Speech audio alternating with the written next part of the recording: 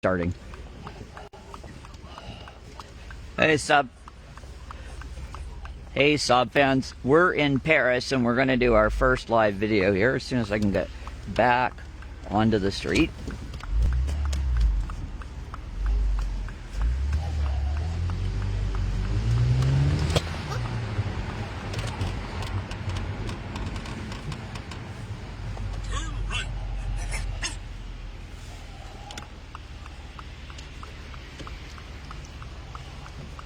This is not an ideal phone mount here.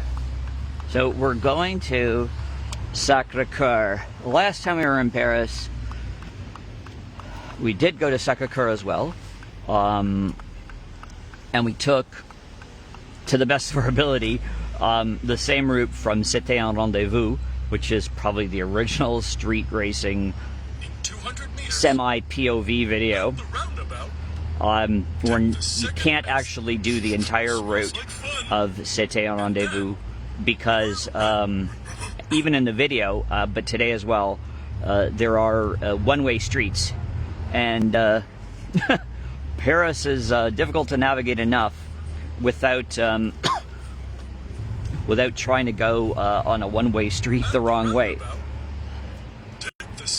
But we should post some of that footage. We have great 360 camera footage of retracing the route from C'était un Rendez-Vous. I can't speak today.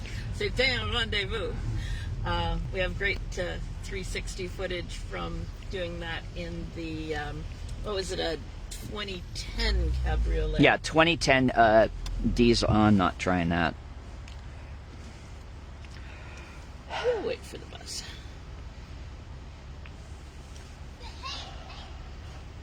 Noah Spatafora is watching. Hi, Noah. Thanks. Hi, Noah. So, this is the older part of Paris. There's a very consistent architecture here.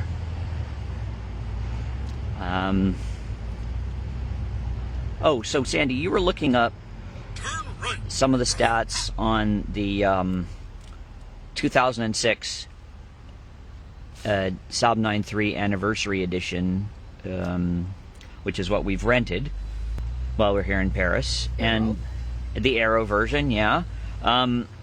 There's surprisingly, on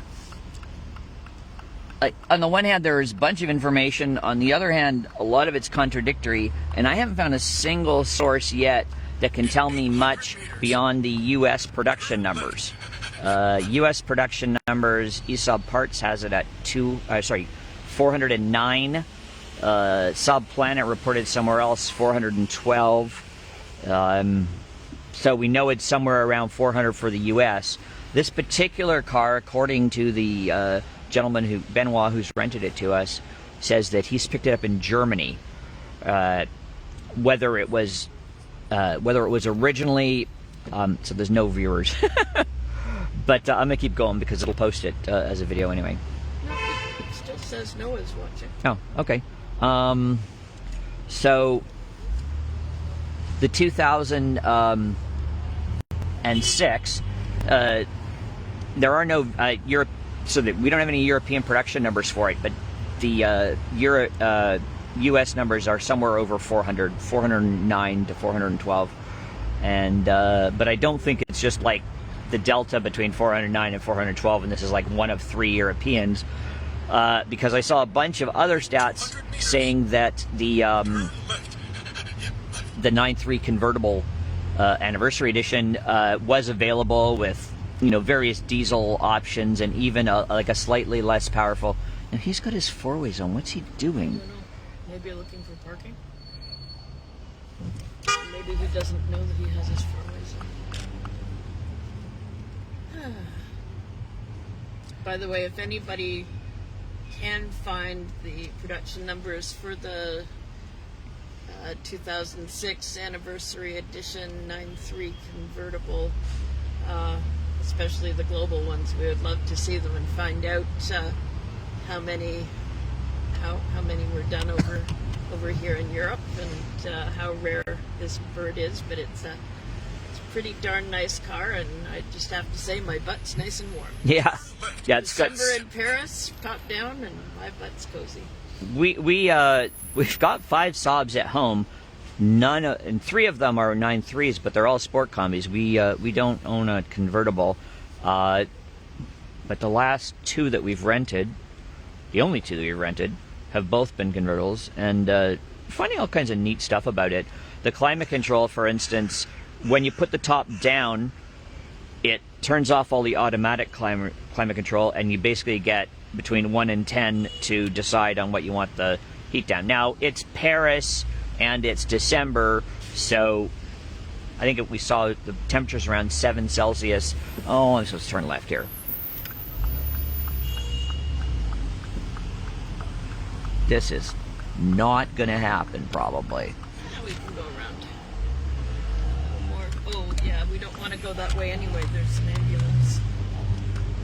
I think the ambulance was trying to get through, no? Yeah, I don't know.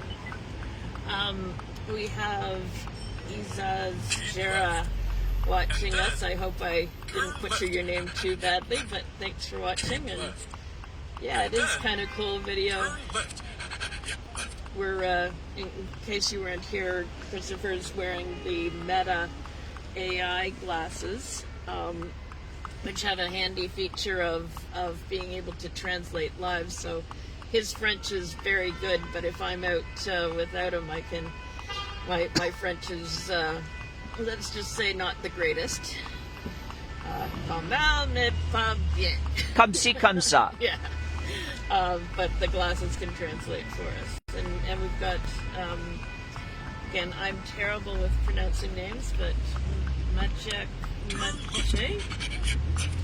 don't know, I'm sorry. But welcome, thanks for coming on, and hope you guys enjoy trying to navigate Paris with us. It's a bit crazy to drive here at the best of times.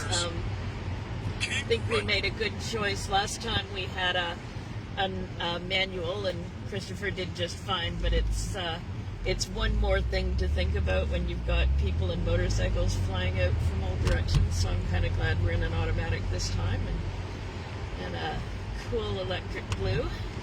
We may at some point have to resort to putting the top up, but we're currently have it down, which also allows us to sort of get a nice open view of what's around us. And I mean, kind of in the spirit of C'était un rendezvous, in that it's point of view driving, although that particular street racing video was the camera's mounted on the front of the car. Yeah, if you haven't seen it, it's an amazing short film. It's from, I think, 76, something like that. Yeah. They shot very early in the morning. It wasn't a Saab,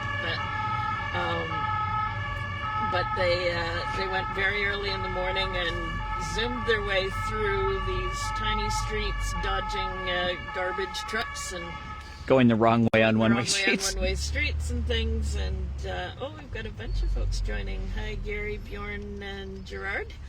As I said earlier, we will get around to posting some of that footage from, that was our 2023 trip, where we were driving a 2010 Cabriolet. But yeah, I love just driving around Paris and looking. It's just such a unique looking city. Like you look around almost anywhere and you go, yep, I'm in Paris. And you get that a lot of cities, but a lot of times you'll get like, oh, I'm in China or I'm in Europe, whatever. But Paris is very Paris, partly because it's so low.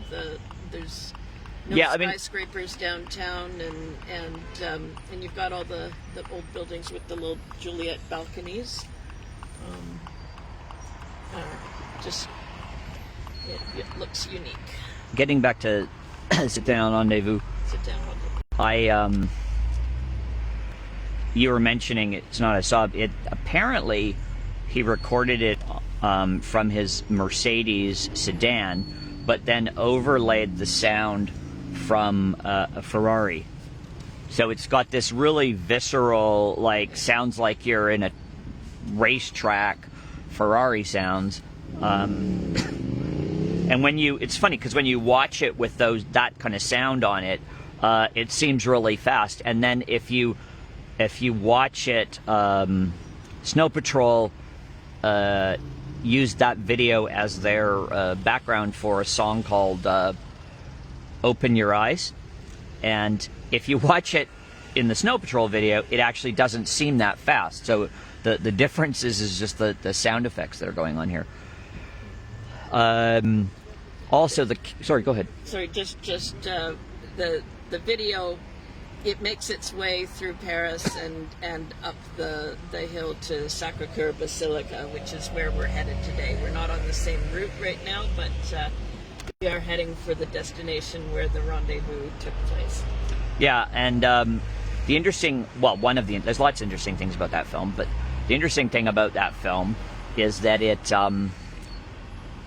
at the time, because the camera's mounted like on the front of this Mercedes, and the Mercedes had this really advanced suspension system so that it could keep the camera nice and level, nice and flat, but the camera only had a film length capacity of 10 minutes. So the challenge was to get from A to B within that 10-minute time slot so that the film wouldn't run out, which he did end up achieving, although there was this one bottleneck at the Louvre, and basically it's a blind alley, and it's like arches that you have to go through, and then if somebody happens to be walking across those arches at the moment you get there, you have zero, even worse than driving in Paris normally, you've got absolutely zero warning that somebody's going to step out in front of you, which in some ways, some people might say, I wouldn't say, but some people might say that deserves the person right for stepping out in front of a blind alley. By the way, so... Mention the puppy dog. No.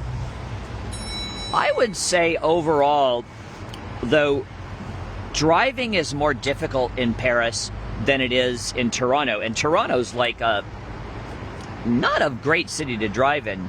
But although it is more difficult to drive in Paris than it is to drive in Toronto, I would say that overall, drivers are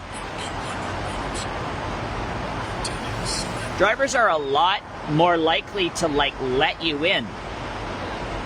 They seem more alert too, aware of their surroundings. Yeah, a lot of Toronto drivers just kind of assume the world's going to drive around them. Well, and maybe that's it. Maybe you have to be a good driver to get by in Paris, and you don't in Toronto.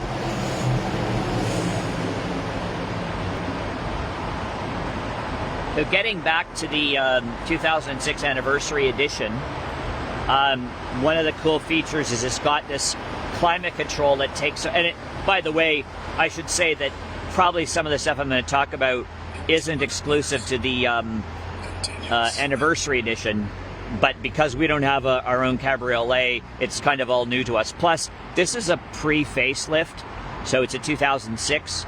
Our cars are 08, so it's got a similar but different dash layout and control layout than our cars. Did you get that article I sent you on... Oh, you probably can't flip to it. Well, I don't want to lose the live broadcast. No, I'm on a different phone. Oh, okay. So I sent you some stuff about the cabriolet.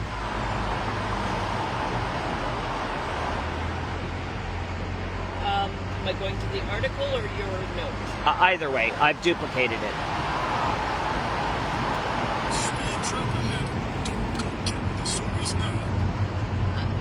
Just before I do that, a quick word on the background. We're using Waze to navigate, and we like the English dog voice, so you'll hear him talking about getting the zoomies, and when he sees police, his paws get sweaty. It's just kind of fun. So hopefully that's not annoying, but we enjoy it. It is. It's doing a good job of, like, we use this in Toronto as well. I'm very happy to know that it's warning me about speed cameras, it's warning me about police. So all that functionality seems to be working. It is a little difficult inside of Paris proper. I think it's basically a question of connectivity, where we're not getting our directions in real time, and because Paris is not really a grid, you know, you're often going off on a 45-degree angle or even more. Sometimes it's difficult to interpret the way it really wants you to go relative to what you sort of see ahead of you. That's true. So what do you got in terms of by the numbers for these convertibles? All right, so 25 years of Saab convertible production. The first generation units, 1986 to 1993, they did 48,894 in that period. Second generation, 1994 to 2002. They did 149,145. And then the third generation, starting in 2003 until the end in April 2011, they did another 99,535. So those, the first generation, that would all be 900s, right? Yeah. And then 94 to 2002, when did the... That would probably be, sorry, did you say 94? Yeah. Yeah, so that's the NG900 and OG93. They, yeah, in both theirs. And then obviously 2003 onwards is OG and NG93s. And I think it's just NG93. NG93s. I'm not good with it. It's NG93, and it would be pre-facelift and post-facelift. So this is a pre-facelift, and then if you had one built 2008 or newer, that's your post-facelift. Including, well, I guess we don't have any convertibles, so they don't count in here. Anyway, the latest Saab 93 convertible is the result of 25 years experience designing and engineering soft-top automobiles. So that would have been 25 years experience would be 2011, the final ones. And they did another anniversary edition that year. Yeah, now what's it the anniversary of? The convertible. So the first Saab convertibles, which were the 900 convertibles, and that would be 1986. Okay, well, yeah, so this is the 2006, so 20 years of Saab convertibles. To celebrate the Saab convertible's first quarter century, and as it turned out, its only quarter century, here are a few fast facts. 3. The most popular colors are black, steel gray, and silver. Now this is electric blue, and all of the 2000, as far as I know, but if I get this wrong, please correct me in the comments, all of the 2006 anniversary editions were all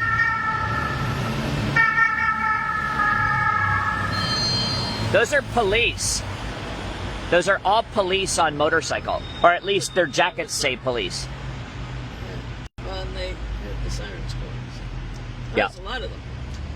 Yeah, and you know, it makes sense that police, and even there's I've even seen like an urgent care, like an ambulance kind of thing. Yeah. It makes sense that they're. Hong Kong has the ambulance police, or the ambulance bikes, right? Yeah. Yeah. Yeah, and it makes sense. The traffic is just so bad that a motorcycle is going to get through where a car won't. Like those guys, I don't know how fast they were going. We're only going 11 kilometers an hour, and when they were passing us, we were even stopped. So, big difference in terms of your ability to get through.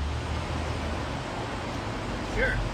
Anyway, so all of the 2006 Anniversary Edition convertibles are in this electric blue color, but electric blue was available on other cars, so like at least on the 93. So it doesn't necessarily have to be an Anniversary Edition to be this electric blue, which you can see here on the side of the thing. They bring the electric blue inside on this edition. It's a really nice cut. I think most of the convertibles have that thing, but it's nice to be able to look at the color and say, okay, yeah, that's what the outside looks like. That's the disadvantage of POV. So, quick shout out. I've probably missed some viewers, but I want to say hi to Ryan, Erkan, Steve, Paul, Jorge, and one Mr. Adam Goulard. Hey, Adam, good to see you. And Claes just joined, or Claes, I'm not sure.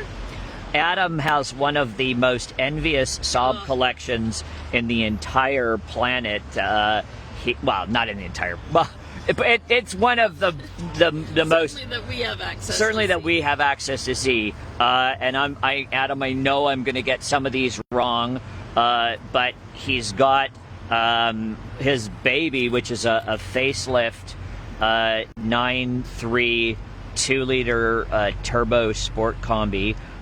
He's done some Turbo X treatments to it. It's got a Turbo X exhaust. It's got the X-wheel drive. And manual, like manual. It's just a gorgeous, gorgeous car. He picked up to restore, although it's I think it's still in the process of restoration. I don't remember the year, but it's a Saab 9.5. I believe it's a 4-stroke, but I could be mistaken about that. 9.5 wagon. I'm gonna say I want to say 68, 69 in terms of the vintage, and he's also recently got a gorgeous 9.3 V6 convertible, and pretty low mileage if I remember correctly, and just in top condition. He's got the rubber, he's got every possible, full spec, and just a gorgeous car. And Adam kind of had to wait forever for the right one to come up, but it did, and boy, did he ever luck out there. So shout out again to Adam. We've got 5 Saabs that we love, and but we're still envious of his collection. And if you want to check out Adam's stuff, he's at canadian.saab.freak on Instagram. And one of the cool things you'll see there, he did up his 1991 C900. Oh, right, I forgot about that one. To look like a Swedish police car. And surprised us all at a meet one night showing up in that, which was very cool. Took it to at least one of the car shows. So anyway, it's there's pictures of it on his profile. It's pretty cool. If you happen to be in the Ottawa, Ontario area, Adam and Alex, who's a Volvo guy, and Tony and CK, they all do a Swedish car event at IKEA's in the summertime. So if you're in the Ottawa area, you definitely want to check out those events this summer. Speaking of which, and we're kind of filling time because while we're in Paris, it just looks like a highway right now. Yeah, so. I guess. Although, not... obviously, if you're Parisian, it's not going to be particularly interesting to you, but from a North American standpoint, we don't have a lot of these cars. That's true. We are seeing a lot of cars we don't see, but... 200 meters. I've forgotten what I was going to... I was going to... Yes! You did it! Just going to mention, when we travel, which we do quite a lot, we love to meet up with other Saab folks. So if you ever see us coming to your area and you're wondering, hey, would they be interested in seeing my Saab or even just seeing me?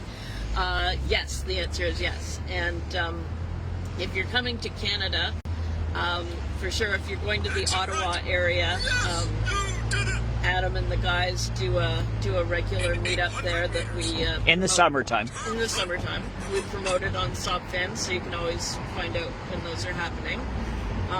And if you come to the Toronto area, we're always glad to see folks there and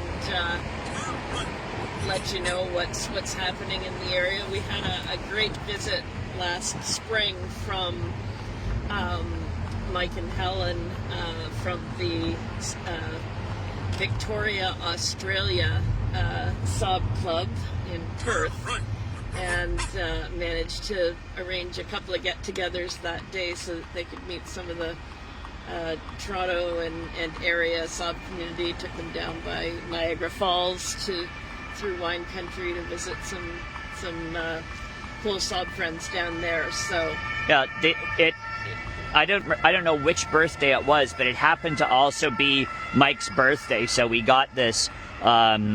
We started by doing an event at Paul Stevenson's place, who's a local Niagara area Saab guy. He's got his own shop there, and he's a master Saab mechanic. And has a gorgeous 900 convertible. Yeah, in the same color. If Tony Swede comes on here, it's the same scarab green as Tony's 900 convertible. It's gorgeous, and I mean it. Paul's looks like it's fresh off the showroom floor. It's just in such amazing shape. Great work. He's done great work on a lot of our cars too. Yeah, and then we took them to visit the Saab farm. Yeah. The SaabFaarm. You can find. Yeah, there's folks two Saab farms on Instagram, so you want the one with 2 A's. Yeah, and they're friends who live in that same Niagara region, have a great little Another big, cool Saab collection. Pretty cool Saab collection, yeah, and always something visiting too. You never know whose Saabs are going to be parked there, even when it's not a meet day. But yeah, I think there's 3 99s, including Ian and L's EMS. There's 3 99s on site, at least the last time we were there. And I mean, that may not be depending on what region you're in, that may not be a big deal, but in Canada, even just seeing 199 is a big deal. So 3 of them together is unheard of. Yeah, for the global folks, I don't know how common this is elsewhere, but in Canada, if you see another Saab, you do your best to take a picture of it and post it to Facebook, because we don't get to see a lot other than the folks we know. It was a bit of culture shock when we went to Sweden to Trollhättan and for the festival, and it was like Saabs everywhere. It was like sensory overload. Yes, although I don't know if you remember this, but when we first went to Sweden, because we flew into Gothenburg, which is in the south, and then had to make our way up. Rented a Saab there as well. That was a sport combi, automatic diesel.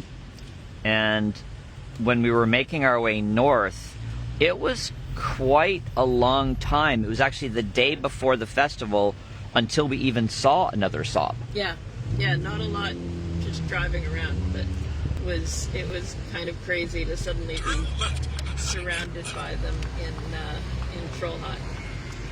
But here we are back to Paris. Anyway, we're starting to get a little more surface streets, a little more of the Paris ambiance, and look at that bus. It's like, I don't know, like 10 seats maybe? Oh yeah, it's tiny. It's the short bus. Hey, Trevor McAlpine, good to see you too, and the other people. It's kind of fun. Showing our friends around Paris, I guess. Yeah, and now we're back into a more Parisian, off the highway and back into a more Parisian type of Paris.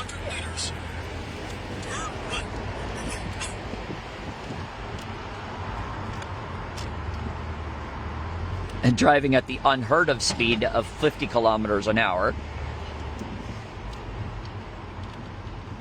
We are, if not in Montmartre, pretty close, and we'll be pretty soon starting to make our way up the hill to where Sacré-Cœur is located.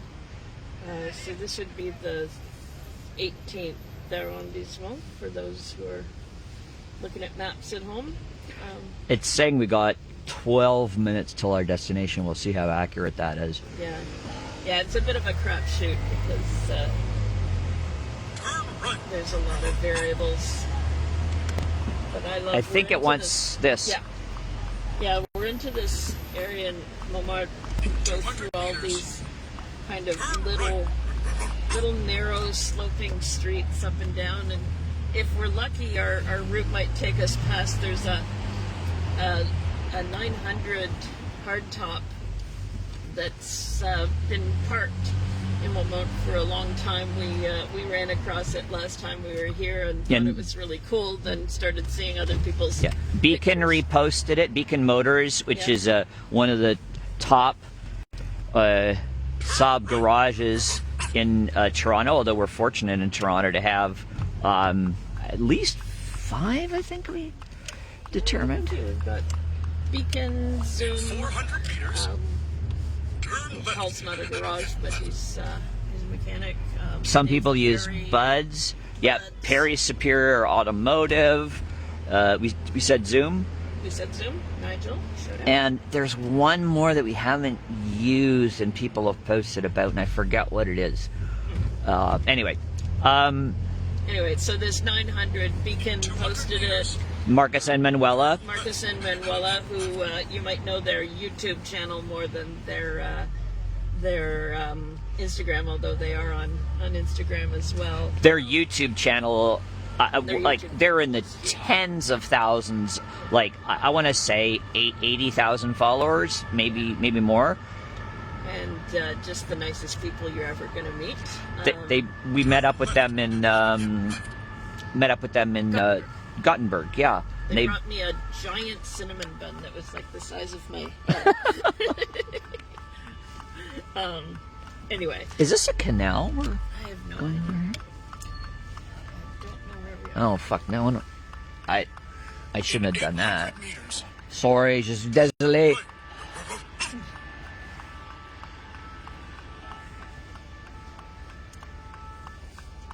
Lots of sirens in Paris.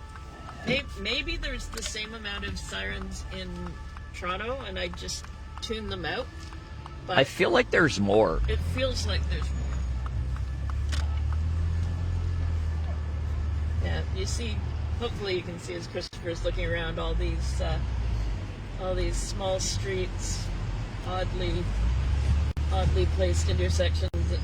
Definitely an organically grown city, not a planned one. But I love this particular area because it's just very complex and little small streets going off in every direction. This is our third time in Paris together. Christopher came a few times before he found the love of his life. Yes. Came with the Whores. The other ones were whores. They were whores. Okay. Anyway, but so this is our third time together. The first time was pretty brief, and we didn't rent a Saab. But I think that was before we even owned Saabs. You're right. We didn't own Saabs then. It's hard to imagine a time when we didn't. But we only got into Saabs in 2021. So, but yeah, the last time we came, we rented the 2010 convertible and spent most of our week driving around and taking video and pictures of the car and just looking at Paris from the convertible. And this time we've got the anniversary edition, and I just love driving around. I mean, I'm sure it's fun to stand in line and go up the Eiffel Tower and into the Louvre and all those things, and we'll do them someday, but we seem to come and just drive around. And I guess you're all Saab people, so you probably get that. It's there's lots of amazing things to see, but we just love driving around and seeing what we see, all the little stores and people, and I don't know, when we travel, I'm always just interested in all the small details that are different in different places, and the things that are the same, and so yeah, it's just a typical little street in Montmartre. We may have already passed it, but one of the route of Rendez, and the route that we're getting close to, the Moulin Rouge is somewhere around here. Although, as I say, it might not be on this exact route. But then we are going to be going up this section of road where we will see the parking spot of this 900, and if it's there, I don't think we'll stop, but we'll, at least get a shot of it later so that people can see the one we're talking about. I've commented when other people have posted about it. It's probably the most photographed Saab in Paris, just because you can't get to Sacré-Cœur without going past where it's parked, and if you're anything, Saab person that comes through notices it. Yeah, Saab people do have this kind of radar where they're like, "Ooh, Saab." In 800 meters, turn right. I don't like this where they've got cars parked on both sides, because pedestrians they're better disciplined than they are in Canada, but they're still not very disciplined, and they tend to just step out in front of your car. So, but this car has phenomenal brakes, so hopefully we will avoid. And I have witnesses and POV video that there was nothing I could do if we do end up hitting somebody. That's true. Oh, I wonder what that would do to the stats of our live broadcast if we just Let's not find out. Well, I'm not saying I'm gonna do it on purpose or anything. I just hypothetically.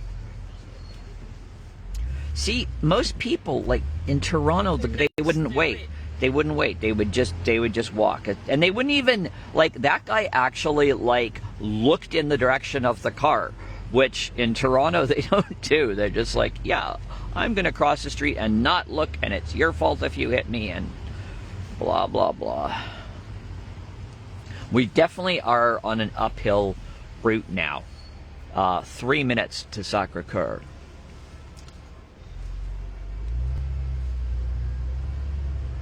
And you can even hear the bells. Do you hear that?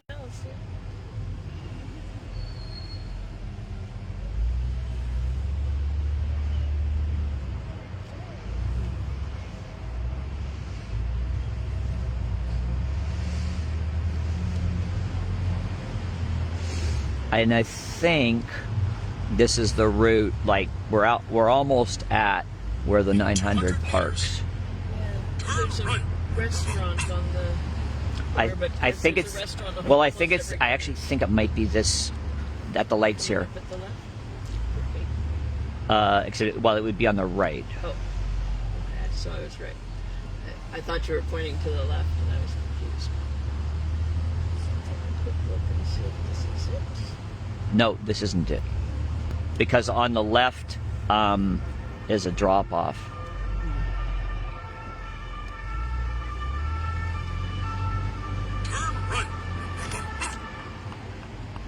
So we're not on that route after all.